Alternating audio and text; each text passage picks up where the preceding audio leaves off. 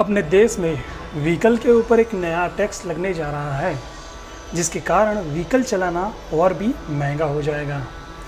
कौन सा टैक्स है, कैसा टैक्स है, उन सब की जानकारी के लिए ये वीडियो ध्यान से देखिए।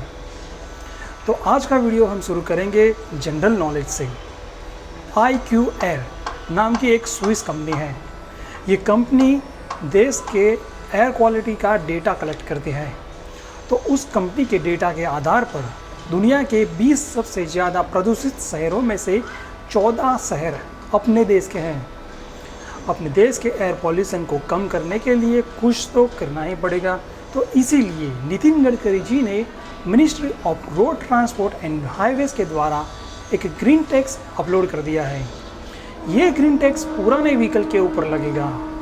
अब इस ग्रीन टैक्स का प्रपोजल हर एक स्टेट को भेजा गया है, जो हर एक स्टेट डिसाइड करके एक प्रॉपर स्ट्रक्चर तैयार करेगा।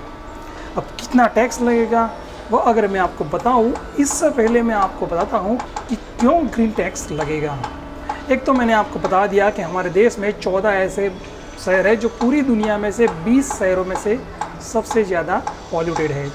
उसके अलावा अगर हम अपने देश के मिनिस्ट्री के नंबर को देखें तो जो भी व्हीकल अभी रोड पर चल रहे हैं उसमें से सिर्फ 5% व्हीकल कमर्शियल है, लेकिन वो 5% व्हीकल 65 से 17% तक एयर पोल्यूशन पैदा करते हैं।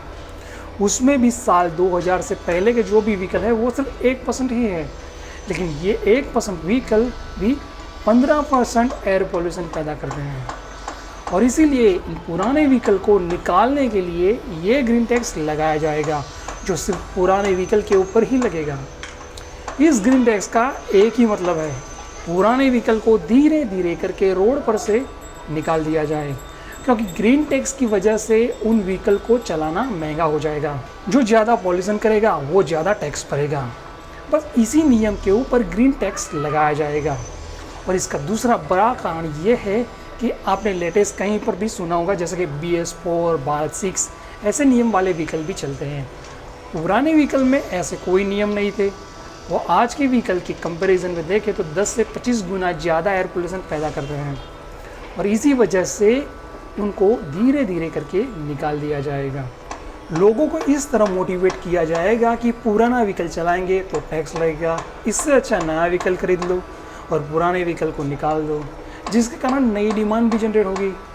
अब एक मेन क्वेश्चन ये है कि कितना ग्रीन टैक्स लगेगा। तो आप जब अपना नया व्हीकल खरीदते हो या रोड टैक्स भरते हो, उस रोड टैक्स का 10% से 25% टैक्स आपसे वसूल किया जा सकता है, वो होगा ग्रीन टैक्स।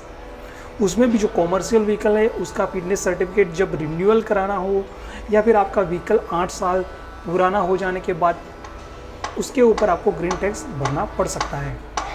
जितने भी प्राइवेट व्हीकल है, उन प्राइवेट व्हीकल को 15 साल के बाद जब उसका रजिस्ट्रेशन रिन्यूअल करना होता है या फिर RC रिन्यूअल करानी होती है, तो उसके ऊपर ग्रीन टैक्स लगाया जा सकता है। नितिन गडकरी जी ने ये बताया है कि जितने भी पब्लिक ट्रांसपोर्ट व्हीकल है उनके ऊपर ग्रीन टैक्स कम लगाया जाएगा, लेकिन 1 अप्रैल 2020 से 15 साल से पुराने जितने भी पुराने व्हीकल हैं, गवर्नमेंट के या फिर पब्लिक सेक्टर अंडरटेकिंग के किसी के भी ना हो, उन सबको बंद कर दिया जाएगा और स्क्रैप कर दिया जाएगा। और उसकी एक पॉलिसी तैयार की है। इस पॉलिसी को हम policy of the registration and scrapping of vehicle own by government department या फिर PSU भी कहा जाता है। रोड टैक्स के 50% तक भी ग्रीन टैक्स लगाया जा सकता है उन शहरों में जहां ऑलरेडी बहुत सारा एयर पोल्यूशन है। कुछ ऐसे भी व्हीकल है जिनका ग्रीन टैक्स नहीं लिया जाएगा, जैसे कि कोई स्ट्रॉन्ग हाइब्रिड व्हीकल है, इलेक्ट्रिक व्हीकल है, या फिर ऑल्टरनेट फ्यूल मतलब कि CNG LPG गैस वाले व्हीकल है, या फिर खेतीबाड़ी में यूज़ होने वाले ट्रैक्टर या हार्वेस्टर जैसे व्हीकल है, उनके ऊपर ग्रीन टैक्स नहीं लिया जाएगा। ग्रीन टैक्स से गवर्नमेंट को जो भी आवक होगी उसके लिए एक अलग अकाउंट तैयार किया जाएगा। इस अकाउंट के पैसों का इस्तेमाल सिर्फ 2 चीज़ों के लिए होगा।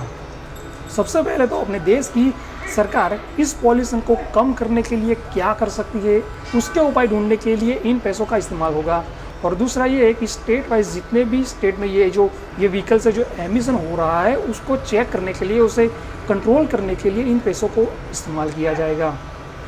आशा करता हूँ कि आने वाले समय में जो भी ग्रीन टैक्स लगने वाला है उसकी सारी इन्फॉर्मेशन आपको मिल गई होगी। अगर ये इन्फॉर्मेशन आपको अच्छी लगी है तो अपने फ्रेंड्स, अपने रिलेटिव्स को भी बताइए। मुझे कुछ कहना चाहते हैं तो कमेंट करें। धन्यवाद।